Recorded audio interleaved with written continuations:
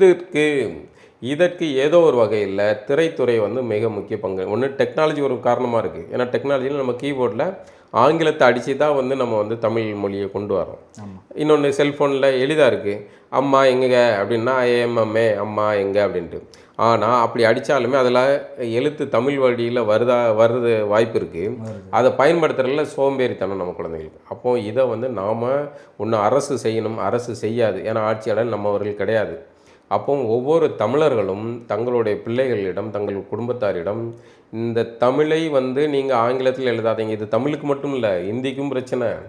இந்திக்காரங்களும் இதே மாதிரி தான் வந்து இந்தியை வந்து இங்கிலீஷில் எழுதிக்கிட்டு இருக்காங்க, மராத்தி அப்படின்னு மொத்த இந்தியா முழுக்க உலகம் முழுக்க ஆங்கிலம் வந்து இந்த டெக்னாலஜியில் அவங்களுடைய எழுத்து வடிவம் இருக்கிறதோடைய விளைவு அவங்க எல்லா மொழியையும் வந்து அந்த ஆங்கிலம் தின்னுக்கிட்டு இருக்கு.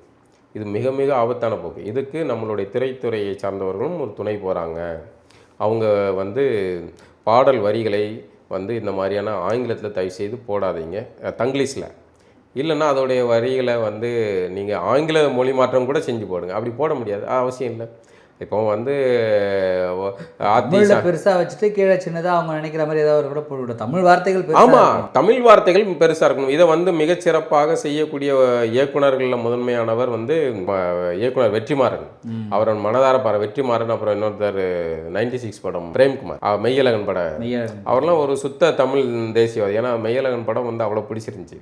அவ்வளோ முக்கியமான வரலாறு பேசின படம். அது முக்கியமான அரசியல் பேசின படம், உணர்வுகள் சார்ந்த விஷயத்தையும் பேசினது. கடைசியாக கார்த்தியும் அரவிந்த்சாமியும் ஒரு இடத்துல உட்காந்து தண்ணி அடிக்கிற காட்சியில் ஒரு உரையாடல் வரும். அப்போது பக்கத்தில் நடந்த இன அழிப்பு குறித்து அவ்வளோ வீரியமான ஒரு காட்சி கொண்டது. இப்போ இந்த மாதிரியான உணர்வு உள்ளவர்கள் அந்த எழுத்து வடிவத்தில் அழகாக வந்து தமிழை வைக்கிறாங்க. தமிழில் படம் பேர் வச்சா சலுகை கொடுக்குறோன்னு சொல்கிறாங்க. இல்லை, அப்படி உங்களுக்கு தமிழை வாழ வைக்கிறதுக்கு சலுகை கொடுக்க வேண்டிய லட்சணத்தில் தமிழர்களை உருவாக்கி வச்சுருக்கீங்க.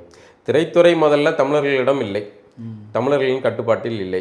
திரைத்துறைக்கு தமிழ் நடிகர்கள் சங்கம்னு வைக்கிறதுக்கு முடியாத நிலை. தென்னிந்திய நடிகர் சங்கம்னு தான் இருக்குது.